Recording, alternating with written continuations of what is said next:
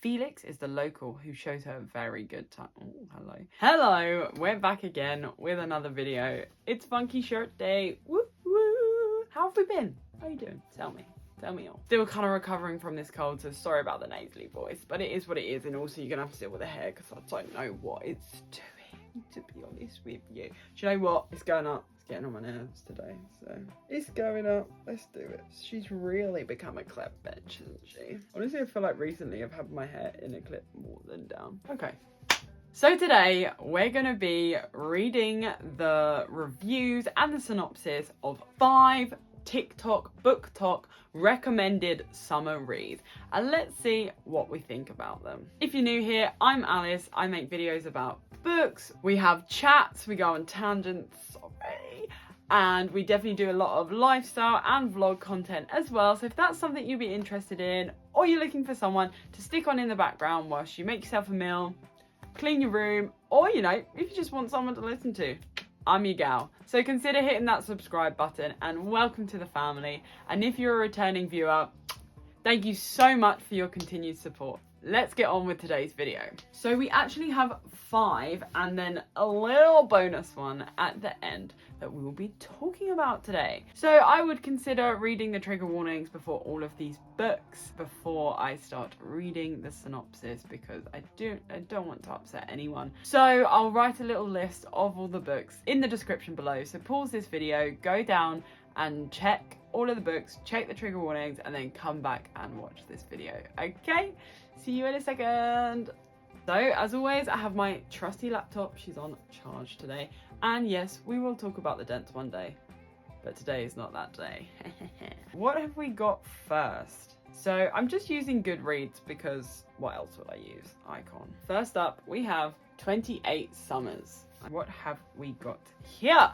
28 Summers by Elin Hilderbrand. This has 4.19 stars out of 211,000 ratings. So that's pretty high, that's pretty good. This says, by the #1 New York Times bestselling author of Summer of '69. So maybe that is one to also check out. It's giving Brian Adams the Summer of '69. You know, is that the right Brian? I always say the wrong Brian. You know what I mean. Their secret love affair has lasted for decades.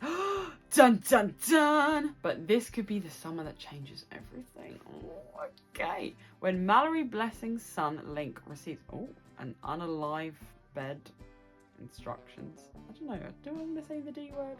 Who knows? From his mother to call a number on a slip of paper in her desk drawer. He's not sure what to expect. Ooh, but he certainly does not expect Jake McLeod to answer. Who's Jake? It's the late spring of 2020, and Jake's wife, he's got a wife, Ursula de Guernsey, is the front runner in the upcoming presidential election. Oh, juicy! There must be a mistake, Link thinks. How do Mallory and Jake know each other? Flashback to the sweet summer of 1993. Mallory has just inherited a beachfront cottage on Nantucket from her aunt, and she agrees to host her brother's bachelor party. Cooper's friend from college, Jake McLeod, attends, and Jake and Mallory form a bond that will persevere through marriage, children, and Ursula's stratospheric political rise. Bloody hell. Until Mallory learns she's popping her clogs. Based on the classic film Same Time Next Year, which Mallory and Jake watch every summer, 28 Summers explores the agony and romance of a one-weekend-per-year affair and the dramatic ways this relationship complicates and enriches their lives and the lives of the people they love. Ooh, bloody hell. Okay. 14,000 people are currently reading this, and 162,000 people want to read this. Pretty wild. What do I think? I personally don't think I would go for this book. It doesn't seem like something I would genuinely gravitate towards. I definitely, when I read romance, I like something a little bit more lighthearted for the most part. I mean, I don't mind it when it gets a bit dark, like spice-wise and stuff like that. And, you know, when you read things like Penelope Douglas or whatever, you kind of know what you're getting into. So, I don't know. It's more like Wattpad vibes, if that makes sense. But, I don't know. This might be a little bit too moving for me. I don't know. I also sometimes find it hard to read books where they have this like kind of affair thing going on, and I don't really know why, because I haven't been affected by affair or cheating in my life. I mean, that's not to say in the future I won't be. I mean, I bloody hope not, but right now I'm not. So I don't really know why I don't enjoy reading it so much. Well, I think probably I do. In my opinion, I'd never do that, so I find it hard to relate, you know? But you don't have to relate to books. It kind of depends how you feel about them. But personally, for me, this actually wouldn't be a summer read for me. Sorry. So thumbs down for 28 Summers. If it sounds like something you'd want to read though, go ahead, let me know what you think. Or if you already read it, let me know what you think in the comments down below. Maybe you'll change my mind, maybe I'll give it a go. But just from this, I wouldn't necessarily go for it. Very, very, very, very, very unlikely that I would go for it. So anyway, next one. So next we have People We Meet on Vacation. I think I've spoke about this one before in terms of, I think I rated the front cover, which isn't my favorite thing, but this is not judging a book by its cover today. This is judging it based on its synopsis and how we feel about that. Okay, so let's see what this book is about. So this has 1,196,000 ratings. That is insane. That is so... My stomach just rumbled. I'm hungry. What? That is mad. I didn't know that many people have read this book. Well, I mean, more obviously have, but that many people have rated it on Goodreads. That is crazy. So this has 3.87, which I think for that many ratings is pretty high. It's giving that it's like an average romance though, if that makes sense, like without being super harsh. That's what the vibe is giving for that kind of score. But 3.87 for a romance and over 1 million ratings is actually pretty good. So okay, Emily, you've got me intrigued. 52,000 people are currently reading this and 1 million want to read it. Bloody hell, Emily, getting people gagging for it, yeah. So this has, yeah, majority 4-star reviews. Off the bat, this looks like a book that I would give 3 stars. Like, it sounds really bad, but it does, and that would be like me if I really liked it. But let's not judge it and let's see what it says. Best romance of 2021. A bit far behind, aren't I? 2 best friends, 10 summer trips, 1 last chance to fall in love. Poppy and Alex, Alex and Poppy, they have nothing in common. She's a wild child, he wears khakis. Oh god. Also, if you say khaki, we can't meet. No. Too good. Can't do the copyright. She has an insatiable wanderlust. He prefers to stay home with a book. Mood. I think I'm Alex. And somehow, ever since a fateful car share home from college many years ago, they are the very best of friends. Okay. For most of the year, they live far apart. She's in New York City. New York. And he's in their small hometown. Okay, little hometown king, fair enough. But every summer, for a decade, they've taken 1 glorious week of vacation together. Until 2 years ago, when they ruined everything. Bum, bum, bum! They haven't spoken since. Oh my god, what happened? Poppy has everything she should want, but she's stuck in a rut. When someone asks her when she was last truly happy, she knows. Without a doubt, it was on that ill-fated final trip with Alex. And so, she decides to convince her best friend to take 1 more vacation together. Lay everything on the table, make it all right. Miraculously, he agrees. Now she has a week to fix everything. If only she can get around the one big truth that has always stood quietly in the middle of their seemingly perfect relationship. What could possibly go wrong? Yeah, do you know what? That doesn't sound bad. I could see like sitting around a pool, sitting on a beach, sitting somewhere in another country, reading that book could be quite a nice vibe actually. I feel like I was a little bit harsh to judge it. I think the concept will be good. I'm not the biggest fan of Emily Henry's writing, but I'm sure it would be good for a summer read. So I would say if you haven't read that book, because it's probably very likely you already have, probably give that one a go. I would give that one a go. Will I read it this summer? We'll see. I've definitely got quite a few books to read, but this is definitely one I would consider reading for sure. Okay, next up we have Just for Summer by Abby Jimenez. So this is quite highly rated. So this is 4.43 stars. It only has 245,000 reviews. I think this came out really recently though, so that's quite a lot of people to have read that already. But good time. So I actually have not read an Abby Jimenez, but I would like to. So let's see if this would be the one. 24,000 people currently reading it. 405,000 want to read it. It's the majority 5-star. Justin has a curse, and thanks to a Reddit thread, okay, fair enough, it's now all over the internet. Every woman he dates goes on to find their soulmate the second they break up.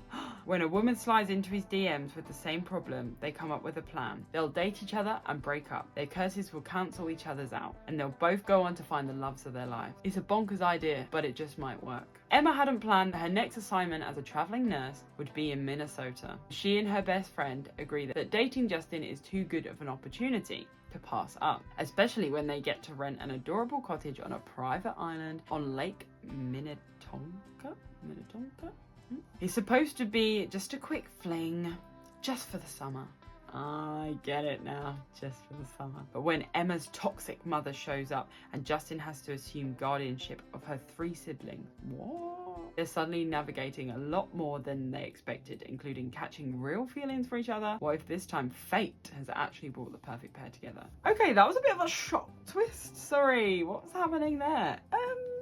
Concept sounds interesting. It's very modern, isn't it? It's very modern. I do like modern books, but I don't know, maybe it's because I'm reading Bridgerton still at the moment. I kind of like a little older vibe, like an older society vibe. Like reading things that have like Reddit and, you know, when they put like text in it and stuff, like in the fine print Dreamland Billionaire trilogies. It just makes me cringe a little bit. So I don't know, this would be a maybe. I'm not convinced though, I'm not convinced. Next up, we have This Summer Will Be Different by Carley Fortune. This is 4.08 stars with 90,000 ratings. So that's pretty good because it's not that many rating compared to the other one, and it's still pretty high, so it's quite good. 14,000 people are currently reading it, and 244,000 people want to read it. So that's good. And the majority is 4 stars, which for a romance is pretty good. Right, This Summer Will Be Different. Here we go. This summer, they'll keep their promise. This summer, they won't give in to temptation. This summer will be different. Lucy is the tourist vacationing at a beach house on Prince Edward Island. Felix is the local who shows her a very good time. Oh, hello. The only problem, Lucy doesn't know he's her best friend's younger brother. Oh goodness! Lucy and Felix's chemistry is unreal. The list of reasons why they need to stay away from each other is long, and they vow to never repeat that electric night again. Oh gosh, it's easier said than done. Each year, Lucy escapes to PEI, oh, Prince Edward Island makes sense, for a big breath of coastal air, fresh oysters, and crisp vino verde with her best friend, Bridget. Every visit begins with a long walk on the beach beneath soaring red cliffs and a golden sun. And every visit, Lucy promises herself she won't wind up in Felix's bed again. If Lucy can't help being drawn to Felix, at least she's always kept her heart out of it. When Bridget suddenly flees Toronto a week before her wedding, Lucy drops everything to follow her to the island. Her mission is to help Bridget through her crisis and resist the one man she's never been able to. But Felix's sparkling eyes and flirty quips have been replaced with something new, and Lucy's beginning to wonder just how safe her heart truly is. Wow. I'm not sure how I feel about that one. I mean, like, you have the best friend's older brother. I mean, you never really have the best friend's younger brother. I don't know. I don't mind it as a concept. I think it's kind of fun. But I probably wouldn't read it, if I'm honest. Harsh, but true. Okay, next up, we have The Paradise Problem by Christina Lauren. So, I've never read any Christina Lauren books. It's kind of cool. I think it's cool how I like how they write together. So it's like 2 people that write the book, and then Christina and then Lauren. And I like how they put that together because Christina Lauren books, it just sounds cool. Anyway, so I've never actually read a book by Christina and Lauren. So this will be interesting because I know people have been saying that they are reading this recently. So this book came out super recent, I think, right? Like May time? I think I can see on Goodreads, hang on. Oh, there you go. May 14th, 2024. So yeah, I was correct. So this is called The Paradise Problem, and it has 79,000 ratings, 4.1 1.17 stars, which is pretty good for giving the fact that it came out in May. And it has 10,000 people currently reading it and 259,000 people that want to read it. The majority of ratings are 4 stars. So let's see what this has to offer. Write the long synopsis. Christina Lauren returns with a delicious new romance between the buttoned-up heir of the grocery chain and his free-spirited artist ex, as they fake their relationship in order to receive a massive inheritance. Anna Green thought she was marrying Liam Westwentz. Oh God. Liam Westwentz. Why can't I say that? Liam Western, that's hard, for access to subsidized family housing while at UCLA. She also thought she'd signed divorce papers when the graduation caps were tossed. And they both went on their merry way. 3 years later, Anna is a starving artist living paycheck to paycheck, while West is a Stanford professor. He may be one of 4 heirs to the Western Foods conglomerate, but he has little interest in working for the Heartless Corporation his family built from the ground up. He's interested, however, in his $100 million inheritance. There's just one catch. Due to an antiquated clause in his grandfather's will, Liam won't see a penny until he's been happily married for 5 years. Just when Liam thinks he's in the home stretch, pressure mounts from his family to see this mysterious spouse, and he has no choice but to turn to the one person he's afraid to introduce to his 1%er parents, his unpolished, not-so ex-wife. Dun dun dun! But in the presence of his family, Liam fears quickly shift from whether the feisty, foul-mouthed, paint-splattered Anna can play the part, whether the toxic world of wealth will corrupt someone as pure of heart as his surprisingly grounded and loyal wife. Liam will have to ask himself if the price tag on his flimsy cover story is worth losing true love that sprouted from a lie. Okay, unexpected. It's kind of giving Dreamland Billionaire. I'm not being funny. Like, we've done the whole grandfather's will, fake marriage, fake relationship thing.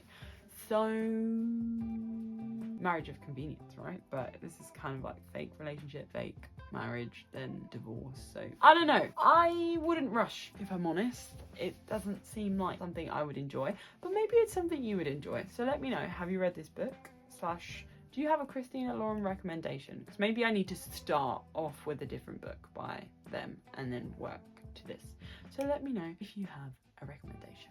I did say I was going to do a little bonus one, and it was going to be Funny Story by Emily Henry, but honestly I feel like I've been chatting for too long, and in the nicest way, I think I know how I'm going to feel about an Emily Henry book. I know it sounds horrible to say, but I genuinely do think I know. So I'm going to leave that there for today. Thank you so much for watching. I hope you enjoyed this video. Don't forget to give it a big thumbs up, smash that like button, and don't forget to subscribe. Have you subscribed? Thank you so much, and without further ado, until the next one, I'll see you then. Bye.